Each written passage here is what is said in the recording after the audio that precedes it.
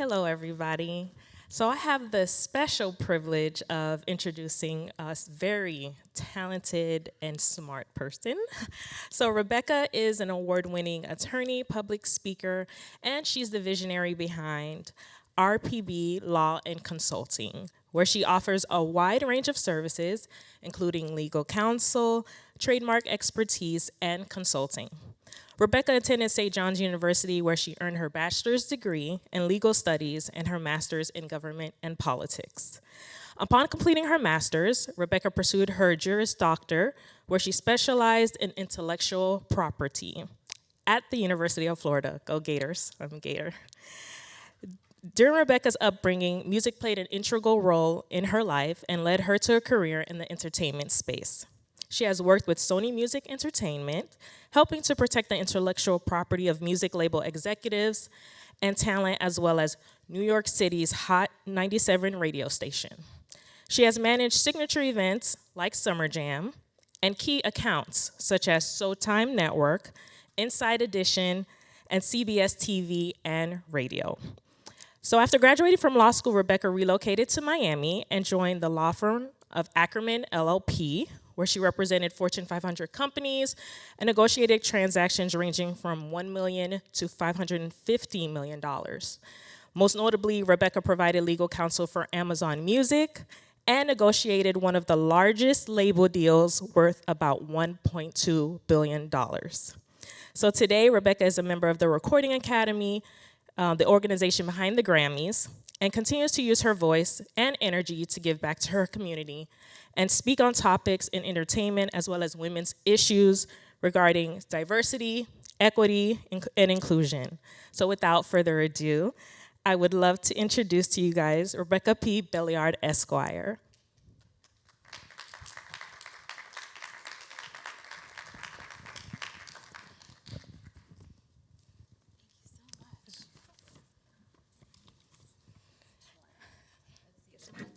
Can you guys hear me okay? Awesome. All right, so we're all family here, so we're gonna just have a fireside chat conversation. And I just wanna kick it off with your personal journey. Obviously, impressive resume. So can you share some of your journey going into entrepreneurship and any pivotal moments that shaped your career in music and tech? Sure. First, thank you everybody for coming out in this weather. I know that was tough, so appreciate you guys being here, and thank you to Jean Marie and the Music Tech Conference for having me. I really appreciate it, all the hard work and effort. I know it's not easy to put something like this on, so thank you. But yeah, let's talk about entrepreneurship and women entrepreneurship in music and in tech. I'll be totally transparent with you guys. Nobody could have paid me any more amount of money to tell me that I would be an entrepreneur. I thought I was going to stay in corporate America forever. I started off in New York City at Hot 97 as a really big popular hip hop radio station. I worked Summer Jam, it was one of the biggest hip hop festivals at the time, and I absolutely loved it. I always thought I would stay in corporate. I eventually went on to Sony Music Entertainment. I worked at CBS, Viacom, ended up at Amazon Music. And, really was just my bread and butter was working with Fortune 500 to Fortune 100 companies. So life took like a left turn when entrepreneurship just kept kind of tugging at me. And really how it started for me was my client has always been the corporation. It's never really been an individual. It's never been somebody who's looked like me. It's always been a very big company that was just kind of faceless. If you really think about it, it was a faceless person. It's a company, right? I really wanted to do more meaningful work, right? I wanted to pour into my community, and I wanted to represent people who looked like me, but then also really just help change the landscape. For so many negotiations, I'm sitting on this side of the table, and I see the person on that side of the table, and they don't have an advocate. They don't have anybody that's helping them just represent their interests, and it would kill me all the time, because of course I can't negotiate against myself, but I really thought to myself, one day I really want to be able to take all this knowledge that I've learned and really bring it to the other side and help people build their careers and help entrepreneurs build their businesses and their brands. And last year, I finally made that jump. I made that jump, and it was not easy, and it's still not easy. Entrepreneurship is the hardest thing I've done in my entire career, right? And I've negotiated billion-dollar deals. This is harder. This is way harder because you have to think of all of the things, right? You need to think of HR. You need to be the CFO, the COO, the CEO. You need to play all the parts. Yep. And I promise you fail a lot. It's like a learning experience, right? As you can try to prepare all you want. I read all the books, I did all the seminars, I did all the things, and I'm learning every single day. So for me, entrepreneurship wasn't planned. Like I said, I thought I would be in corporate for forever, but it really, led me to just having more meaningful work and living a more meaningful life. Part of my entrepreneurship journey also not just involves launching my own law firm, but it also involved launching a program called Shoot Your Shot in the professional arena, which I absolutely love to teach, but couldn't teach it as often working in corporate. And that program really helps students, young professionals, artists really break into a competitive industry and learn how to shoot their shot. Oftentimes you'll hear folks say that the entertainment industry is just too hard to break into, kind of stay in your lane, play it safe, but I was a big believer and still am that nope, anything you want is yours if you work hard enough, if you understand the strategy behind it. So now as an entrepreneur, I'm able to do all the things that are meaningful to me and then also just pour back into my community. Wow, that's amazing. And I think you taking the leap and taking those risks and being an entrepreneur yourself gives you that competitive edge, so you know exactly firsthand what it's like to fail and to figure it out. So it kind of goes into the next question just about resilience, right? And how you were able to navigate setbacks or failures during your journey. So what was that like? And if you have any advice you'd like to give to women specifically who are kind of facing the same thing. Yeah, so failure is going to happen, right? We can try to avoid it all you want. I know I have some type A folks in the audience too. I see some lawyers up here, so I know you guys are type A. Let me tell you, failure is going to happen, and it's not it's not if it's going to happen, it's when it's going to happen. And the way that you really just kind of just jump back from that is how you perceive the failure, right? I never looked at it as failure. I looked at it as feedback. This is telling me exactly what I need to work on, exactly what I don't know, and exactly what I do know, and I'm going to take this information and take this knowledge and take this data and use it to my benefit. Because now I know if I'm not really excelling in this area, this is where I could put my attention to and work on this and develop this part of my skill set. So really, for me, failure, I embrace it. As much as nobody wants to fail, right? Nobody wants to fail. We all want to succeed, but it is inevitable. So really just the way that you perceive it. I have something that I say in my head, it's not failure, it's feedback, Rebecca. It's not failure. So that little voice in my head kind of takes over, and I kind of just try to take that opportunity, that experience, and just make it into a better one. Wow, I've never heard that before. Not failure, but feedback. I need that myself. So, and this goes into mentorship, because I know it's hard navigating a new space yourself, especially knowing the corporate world, but then now you're an entrepreneur and doing things on your own. But was there ever a mentor that kind of came in and made a significant influence in your career and helped you out? Yes, there are so many people that have helped me along my journey. One person that comes to mind, her name is Lori Robinson Hayden, and I was an intern for her, and I won't ever forget. I remember I worked for her over the summer, and she had this huge organization called Corporate Council Women of Color. 5,000 women come that are at the chief legal officers of their businesses. I'm talking about the Apples, the Facebooks, the Amazons, the biggest companies, right? They send their reps there, and she had me attend as a student. And I won't ever forget, I remember finding out that I passed the bar at the conference, and I had been going to this conference for years, and everyone there was able to just kind of celebrate me and just see, look at this new, welcome to the profession and the transition of coming a student to a young professional.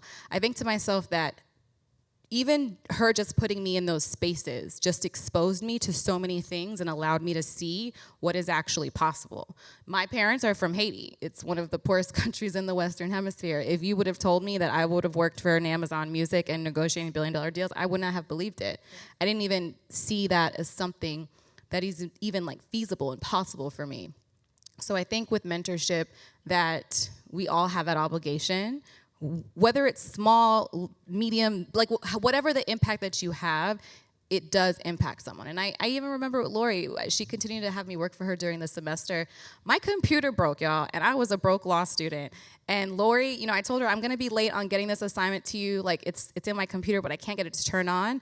Lori was like, what is your address? I will send you a new laptop. Wow. And to me, I'm just like, oh my goodness, like that's not what I meant. I just need an extra, day or two to get this thing together. So just like all these gestures of just, you never know how you're impacting someone. And for her, maybe that wasn't a big deal. But for me, I was like, oh my goodness, this is like a game changer for me, because obviously, you need your laptop to take your notes and all the things. So I think just like whatever it is that you can do, small or big, as long as you're doing it and kind of just pouring back into folks. Yeah, and I think help is so essential in everyone's journey, really, helping other people, but also seeking help and networking, right? Making sure that you're collaborating. So how important is it for women in music and tech to kind of build a network and be able to support their entrepreneurial ventures through building their own network? It's so important. It's everything. Speaking of Lori again, when I was in that room and I met all of these women at all these different organizations, when I became an attorney and they needed a lawyer in Florida, guess who they were sending their business to? Me. They didn't really know anybody in Florida, which worked out for me, but like most of these organizations, right, their people are sitting in New York or LA, bigger cities. But I, as a very junior lawyer, was able to bring in literally millions of dollars of business into my firm, which was a game changer for me, because what first year, second year, third year lawyer, is really bringing in that type of business from those type of companies. So for me, I kind of just started off like working at like the registration desk, meeting folks, and that turned into like $1 million clients. And that says, the networking and the intentionality, I'm sure, if they really wanted to send this business to a senior partner somewhere, they could have. But they decided to pour into me, and they saw my work ethic. They saw, okay, she works at like, a very reputable firm. There's obviously other senior lawyers here that can continue to help support her with this workload. But the fact that they trusted me at such a young attorney was invaluable to me. So that's something that I always try to do as well. It might be easier to, support someone who's been doing this for 20 years and give them the opportunity, but maybe just take a little bit more effort and have someone else have that opportunity, because in the legal world, especially in a big law firm, business development is a very important part of your growth at the firm. So for me, it was, again, invaluable. Yeah. Awesome. And I'm all about working smarter, not harder. Go, if you don't have to put in a lot of work, why? I could skip a few steps. I'm fine with that. Which kind of goes into work-life balance, right? I am an entrepreneur myself. I feel like I'm always on. I don't know how to shut off, especially because it's my name, my brand. So balancing entrepreneurship with your personal life, obviously that could be a challenge. So how are you able to manage your work-life balance? I wish I had a better answer, but it's like a constant work in progress. Yep. You're continuously balancing, right? Like this week alone, I have 3 different conferences that I have to attend. One's out of state. I have my sister who's celebrating a very monumental moment in her life, and just trying to figure out, how to divvy up your time is like a job in itself. But one thing that has actually really helped me is I try to treat my mental health, my physical health, the same way that I treat other things. So like if there's a meeting on the calendar, I'm going to show up to that meeting. Especially if there's obviously someone else that's probably going to be at the meeting too, but I'm going to show up to the meeting. So what I've tried to do is like, if I have my therapy appointment, I'm not skipping it. I'm putting it in the calendar. I'm blocking out that time, and I'm going to commit to that, because that's my mental health. And I know it's a very easy profession to just be totally stressed out. That's important for me to keep that commitment to myself. Another game changer, it's not probably going to sound like rocket science, but for me, it really changed the game. I would skip workouts, because the workouts are typically an hour long, and who has an hour to commit to a workout? Plus you have to get there, then you have to come back, then you have to shower. It's like a 2-hour thing. What I do now, and I did it this morning. I didn't have a lot of time, but I was like, you know what I do? I do these 20-minute workouts, right? Go on a run for 20 minutes, do anything for 20 minutes. And doing something consistently is better than doing nothing. Or, you get into this mode where you do like an hour workout here, you stop for 4 or 5, 6 days, and you do another hour. For me, I've been able to stay consistent. Like, okay, I may not have an hour, 90 minutes, 2 hours to commit, but I could make 20 minutes. Yep.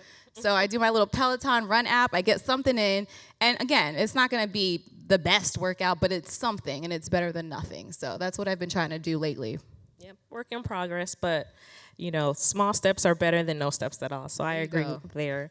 And then innovation and creativity, that's a part of what we do, especially when we have to figure things out on the go and just get creative ourselves. So how are you able to foster innovation and creativity in your endeavors, especially when it comes to industries like music and tech? It's always ever changing. So So a lot of this conference has a lot of AI focus, right? And if you guys remember, I'm not gonna age myself. I'm not gonna do it. But years ago, streaming started to happen. Do you guys like remember Napster and like LimeWire? Do you guys remember this? Okay. Everybody was fighting it. I think at that time I was working at a label. Everybody was fighting it. Like nobody wanted any parts of this. There was several lawsuits. And what I found is that AI is kind of getting treated the similar way. Because if you ask the question today, how do people consume music? In what format? Can everyone here, show of hands, agree that the way they consume music is by streaming? Is that mostly everybody? Okay. So you got to embrace it. Yeah.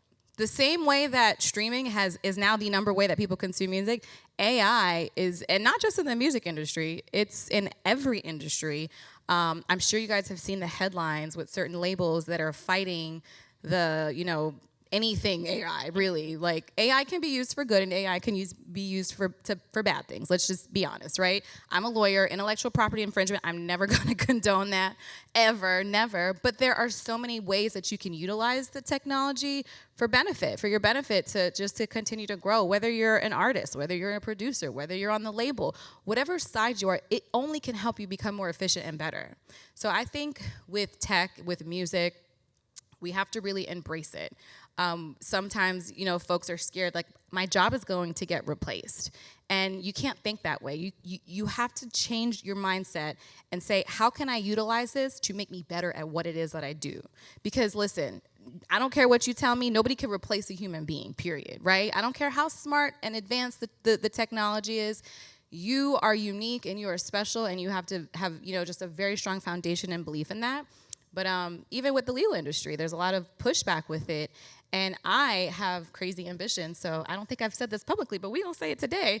I am working on AI tools that can help entrepreneurs better utilize and better prepare themselves in the early stages of their career. So whether you're an entrepreneur in music or not in music, whether you're an entrepreneur in the music industry, what I often see is that people kind of just go with the flow and hope and pray for the best. They don't really get that legal assistance. They don't really get that legal support. They don't set up their entities correctly. They're not getting their stage names trademark. They're not getting their producer groups. They're not doing anything that they're supposed to do. They're just kind of praying and hoping and handshaking, and hopefully when this song hits big, hopefully I'll get my cut.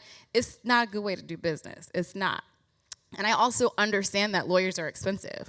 Like, it is. We have doctorate degrees. They are expensive. So I have been thinking of ways that we can use AI to, get there early in, right? Get there early in when there hasn't been a strong foundation, but help entrepreneurs, help artists, help talent, help anybody that needs legal assistance really build that strong foundation.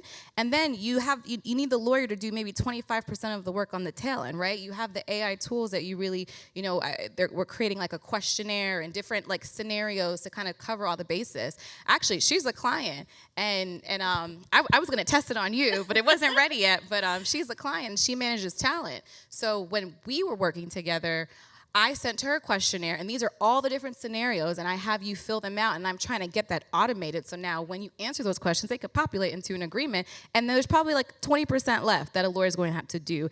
And granted, a lawyer could charge a lot less for that, but it's also going to take them a lot less time. So now you can have a bigger impact and service more people, and it's a win-win. So I'm of the opinion that I don't think it's going to replace me. I think it's only going to enhance and allow us to do more work in the community, allow us to elevate more people everywhere, in any endeavor, in any career path.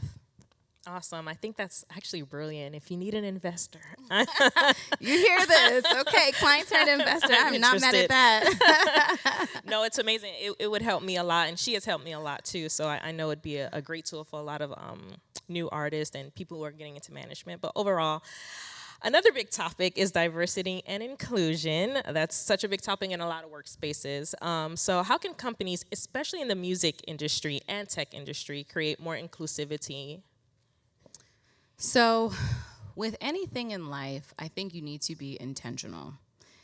Again, I had mentioned Lori Robinson Hayden, one of my mentors. She introduced me to he's another mentor. His name is Oh my goodness, his name is Michael Marsh. Almost had a brain freeze on stage, y'all. I recovered. His name is Michael Marsh, and he, to me, was like an incredible human being. That was actually, that introduction that Lori made to Michael, who was at Ackerman, one of the largest law firms in the nation, but also here in South Florida, that led me to my first six-figure job. Like that introduction and wanting to have, the corporate practice at Ackerman, there was about 200 people there, and there was one woman of color, and they recruited, the same year that they recruited me, another woman of color. So in total, there were 3 women of color, 3 black women. And he was very intentional about, he's a partner, a senior managing partner. He's like one of the 6 leaders of the firm, right? This firm has maybe 700, 800 lawyers. The fact that he made time for this law student to just give me an opportunity to interview with the firm, to meet the firm, to just have, like, again, not really knowing me, just off of an introduction, to me that was so special. And I'll be honest, I won't ever forget, I was in New York interning at CBS. Michael called me, and I had to get to Florida like the next day, I think around like 4 p.m. I drove my car overnight to get to Florida to interview for this role. And when I tell you, I was rushing, I forgot my suit in New York. And I had to like figure it out. Again, I was a broke law student. I was like, if he's giving me an opportunity and he's being intentional about this, I need to get there, and I don't care how it's gonna happen.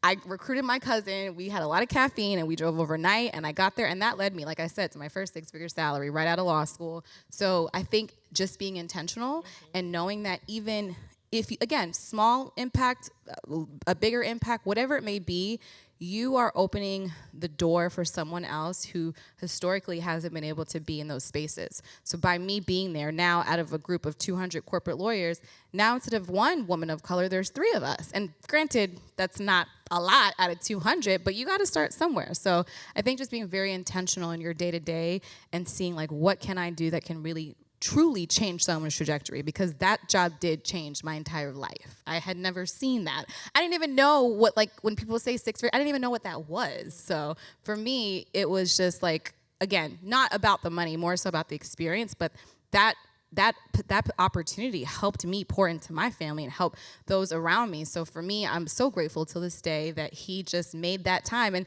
I remember saying, I'm like, but Michael, I'm in New York. He's like, you'll figure it out. Like, you're damn right I did. But yeah, I think just really being intentional and like seeking out people who could use your help. I think that's amazing. That hustle mentality really does get you far. But this is another big question and an important question for a lot of people when it comes to building a brand, right? So a lot of blood, sweat, and tears goes into building a brand. So what are some key strategies do you think are good for building a strong personal and business brand in the music and tech industry? Yes, I think this is important. Your reputation will precede you, right?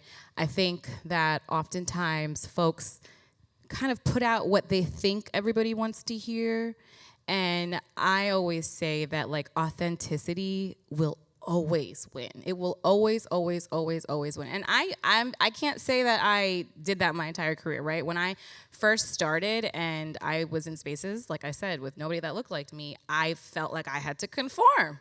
And I felt like I couldn't embrace my roots. I remember I was going to Carnival, and like I was like, oh, I'm going to this like music fest. Like I basically downplayed it. If you know Carnival, like in Trinidad or the islands, it is a big party. It is not like this small little thing. Like I didn't feel comfortable to just really embrace who I was.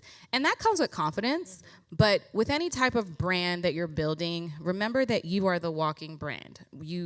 It doesn't necessarily just mean at work, right? When you're at church, when you're in your sorority or fraternity, when you're at the gym, wherever you're at, like, you want to have people identify you with this, right? So people looked at me and they knew I was in entertainment and I was a corporate lawyer. And that has really just worked for me in wonders. There's a few folks here, I have to shout you out over here. I think I met Gia through my cousin, right? Like, randomly, and she's someone who wants to pursue entertainment. And for me, that's awesome, because now, like, a family relationship led me to someone who is up and coming in the industry. Gia, raise your hands, everybody. Yeah, there you go. And then next to her, she works for the United States Patent and Trademark Office. How did we meet again? Diverse representation, again, being intentional. See, I forgot, but I knew it was something special. So we met at an organization called Diverse Representations, their annual event, where they essentially have a list of all individuals in the entertainment industry, whether they're publicists, whether they're in management, whether they're attorney, that are diverse individuals. Because oftentimes people are like, oh, we don't know where to find diverse candidates. Well, they made a huge listserv and they have events. So I met her there. And where you are based out of DC, right? DC, and she's here now. And like, that is just a testament to her commitment to really wanting to grow in this profession, in this field. So I think it's just so important to really just give back and allow people the opportunity to be in spaces where they can network. Yeah. Awesome. So another thing that comes up a lot is funding, right? Especially when you're an entrepreneur, you can go broke trying to pursue your dreams. So funding obviously is a big hurdle that people face. So what advice do you have, especially for women entrepreneurs who are seeking investment in music and tech industries? And is there even money out there? There's a lot of money. I think last year, like for women alone, I think it was, I don't want to butcher the numbers, but it was in the $1 billion for women with small businesses. I will tell you that money isn't always equally distributed, but I've never personally, raised money. I do have my first investor here. You guys heard that, right? We got that on camera. We got that recording. Okay. I haven't personally raised money, but I do know some incredible founders who are clients who have done amazing work. One by the name of Savitri Wilson. She has raised over $50 million. And I'm 34. She's probably 36. And she's also a woman of color, and for someone to do that is just like crazy. So whenever I don't know something very well, I don't reinvent the wheel. And I don't think anybody else in here should. It has been done before. It has been done before. What you need to do and what your job is to figure out what that blueprint is and replicate it. There's no need for us to kind of pound pavement and figure it out and go broke, because especially in the entertainment and music industry, like, this has been done over and over. Even if you need to have a profession where that could be what is the revenue behind your machine and behind what you're doing, that is okay, because that is a means to an end. But there's no reason why, I'm going to be what I think it's called like a starving artist. No, you guys, we're 2024. We can get creative. You can hustle. There's so many things that you can do remotely. And if you're creative and you really think outside of the box, then I honestly and truly believe you can accomplish anything. I have a lot of clients that are in the music space, but guess what? Guess how most artists make their money?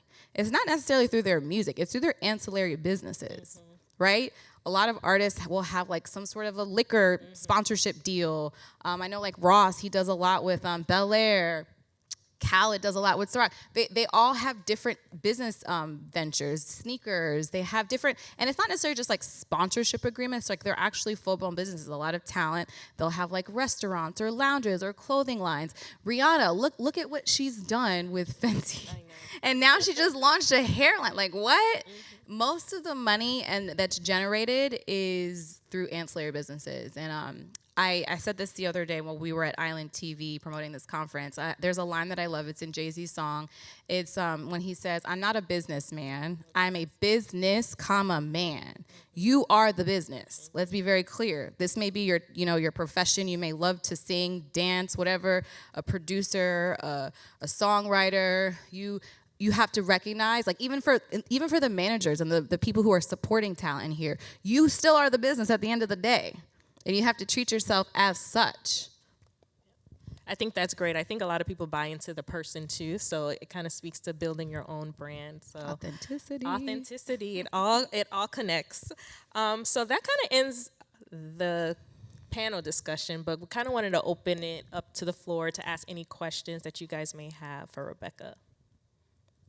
Any questions? I can't be that good, y'all. Oh.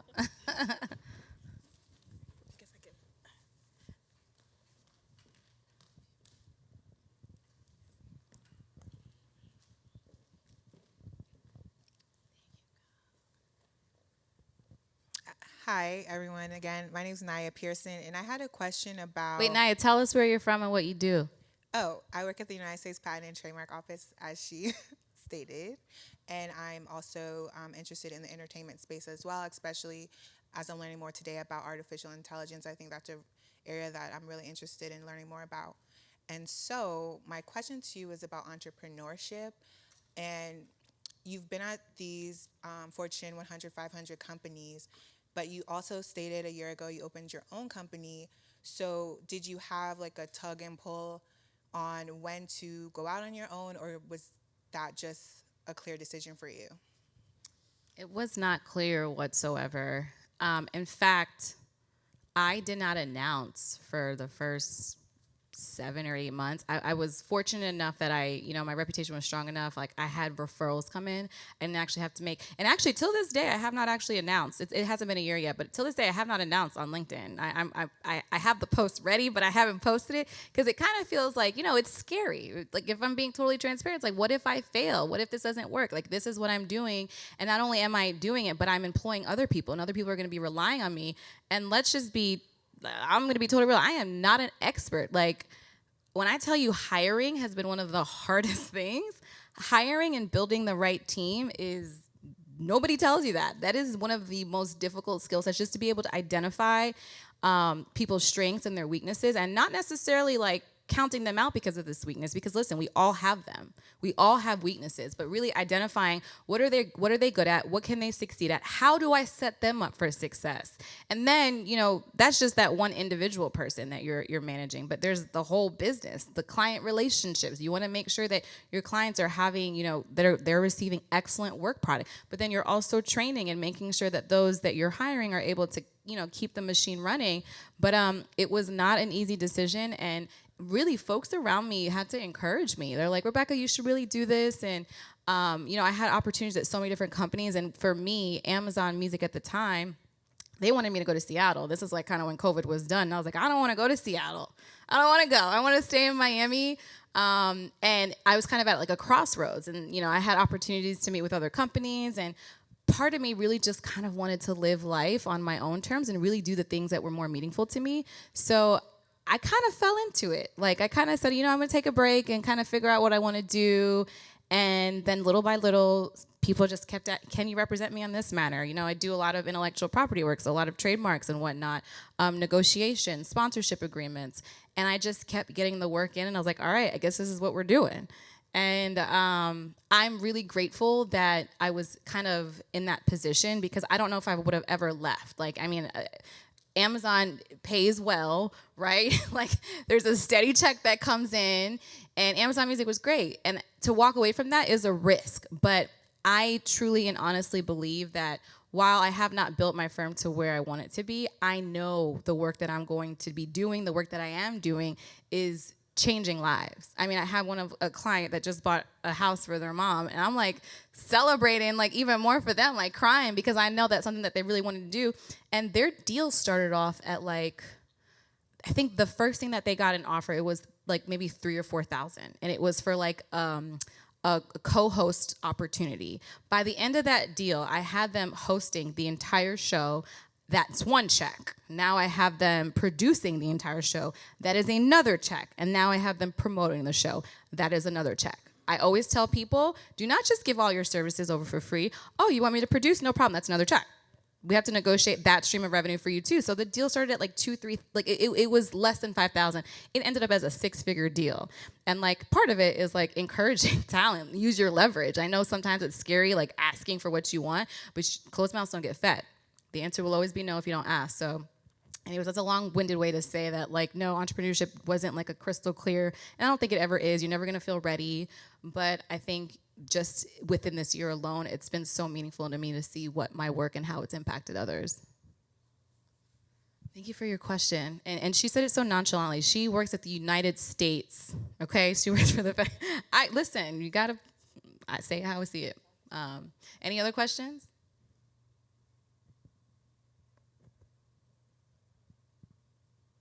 That good, guys. Thank you. Thank you. Do we have any more time? Do we know how much time we have left? Okay, so we have some time left.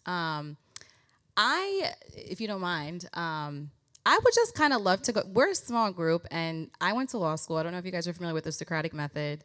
You get called out on, and I'm going to do that today. But it's all good. I really want to do it just so that we can build community and build fellowship, and it would be awesome to get to know some of the folks in here. So I'm going to call some people out.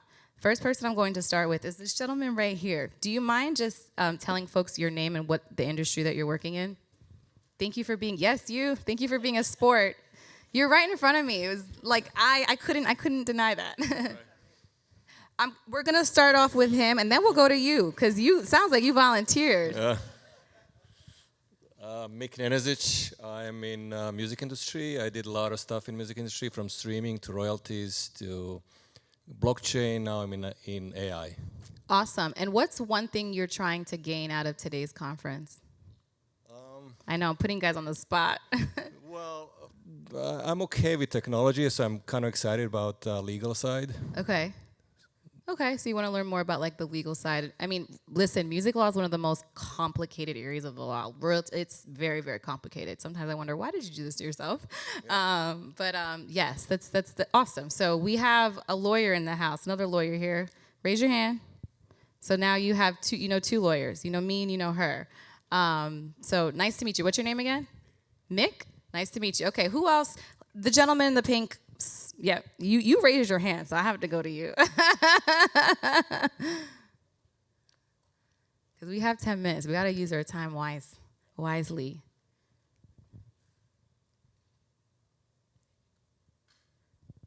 So my name is Max Jaramillo. I run a media and events firm, and we launched a technology event last month, in fact, for live events. Live events. So, and last week I was in New Orleans for a live event or a venue conference, and so this is kind of... Live events is my favorite. So it's kind of similar. Yeah, awesome. And keep the mic. If there's one thing that you can gain out of today's conference, what would that be? It could just be also to network and meet folks as well. Yeah, it was networking, but also business development. Last week, I learned about the ecosystem for live events and how the promoters work with the venues, which work with the ticketing platform. And here I'm also learning about how AI is affecting, the derivative property assets, intellectual property. So it's been fascinating. Yeah. Okay. Awesome. Live events is one of my favorite things. I mean, honestly, music is like therapy for me, and that's how I kind of got into this. And I always felt most alive when I was at a show, and I always found myself like always going to some sort of a showcase or whatnot. And during COVID, that was terrible. Like when everything stopped, that was terrible. But live events is such like an incredible place. I have several clients who put live events on as well, and it's not easy. Every time there's an event, I pray to God that nothing goes wrong. I'm like, I hope this contract does not end up in litigation, because there's been some things that I'm sure everybody knows what happened with Travis Scott, and that was really not good. But again, these are all, it's a learning experience for everybody, and it's such an integral part of the music industry, because I feel like that is when everything comes to life, right? Someone works really hard in the studio, they put their albums together, they put their music out, but it actually comes to fruition on that stage. So that's definitely a very important piece of the puzzle. So thank you for being here. Oh, we have another volunteer. I love this. You guys are making this so easy for me. Thank you. Okay, question. Yeah, question. So with the rapid advancement of the ability to create content, okay, and like this really big acceleration of the amount of content that exists, how do you see your role in the deal flow changing? Are there going to be a lot more small deals, or people are going to only go after like the much bigger deals because the long tail is just so huge? Do you have a thought on that?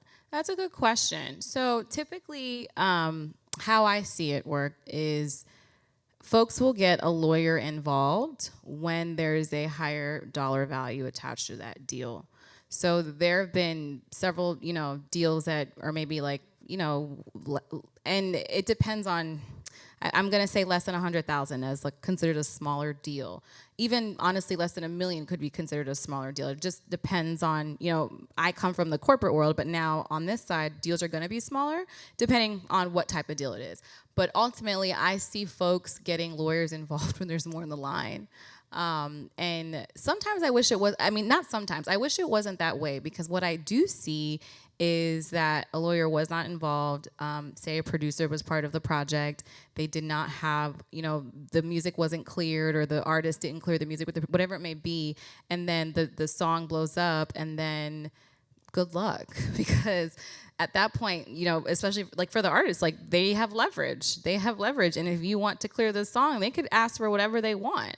And they are entitled to do that. So while I think that deal flow definitely is increasing, I think that folks only really loop in counsel when there's more on the line. But take this question, y'all, and really let that marinate, because you don't want that to be you. You don't want something to have been so successful and now you have lost your leverage, and now you're kind of, and sometimes it's not even just losing leverage. It's kind of like this deal is going to be difficult to even do, because for whatever reason, you want to have clean books, clean business. Everyone needs to get paid. You work hard. This is your craft. This is your profession. Make sure you do it properly. Anybody else? Oh, okay, right over here. Is that an orange shirt or a red shirt? Sorry, the lights are bright, but I think you see, yeah. Red, okay. Thank you so much for being here and giving us your knowledge. My name is Jessica Alvarez.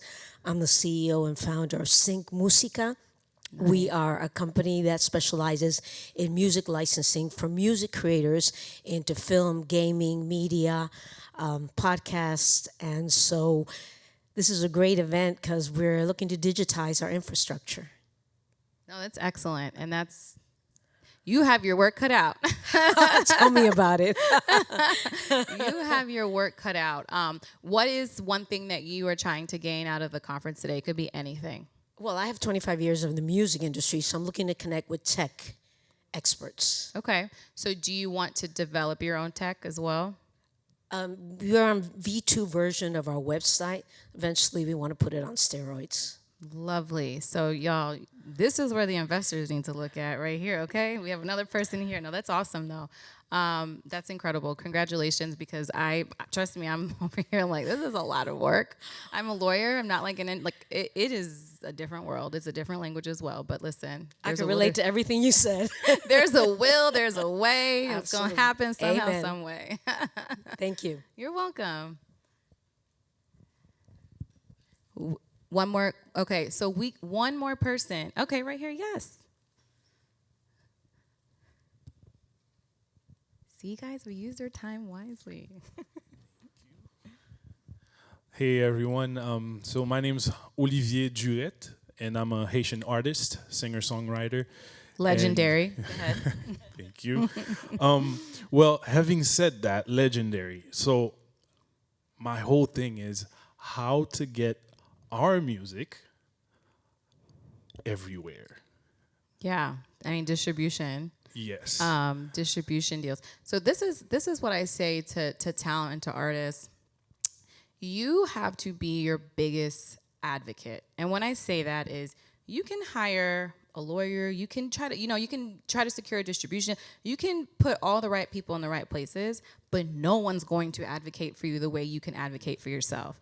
And a lot of the times I don't see, and I'm not saying this is necessarily you, but just generally speaking, I don't see people putting enough steam behind their own project. They're kind of letting the label do its thing, or letting this person. You need to go full throttle, and you need to think of it as like, this is my project and these people are supporting my project, but you got to get in the driver's seat of your career and really push forward. And so it's going to be difficult, right? Because depending on what type of deal it may be, you'll have some executives that will want to do it their way and not your way. But it's very, very, very important to just have a strong foundation and be willing to like bet on yourself. And when I mean bet on yourself, I mean like unequivocally. Because people can see that. People can see, like, even if you have doubt or whatever it may be, people see the way that you treat your artistry, the way that you treat your work, and they will feed off of that. Because why, as an executive, am I going to pour into this person's project if they are not pouring into themselves? And this applies to kind of anything. Like, even when I have, people coming to interview with me or whatever it may be, if they're asking questions that they could have found on the World Wide Web, it to me tells me you have not done your due diligence and you have not prepared and worked hard for this opportunity, when there's so many people who are not only trying to get their music outside, but like, you know, they kind of call it the crossover, right? But there's so many people, and how do we take ourselves and really just, you kind of think of it like a pile of resumes. How do we take that resume out and show who we are and showcase? 9 times out of 10, you're gonna have to do a lot more than what your peers are doing. And it's a lot of hard work, and the talent is there. The talent is there. It's kind of like the engine behind the machine. And I don't think it's a question of if it's going to happen. It's a question of when it will happen. Hopefully that answers your Definitely, I agree. question. Yes, it does. I think that Thank is you. it. Thank you, guys.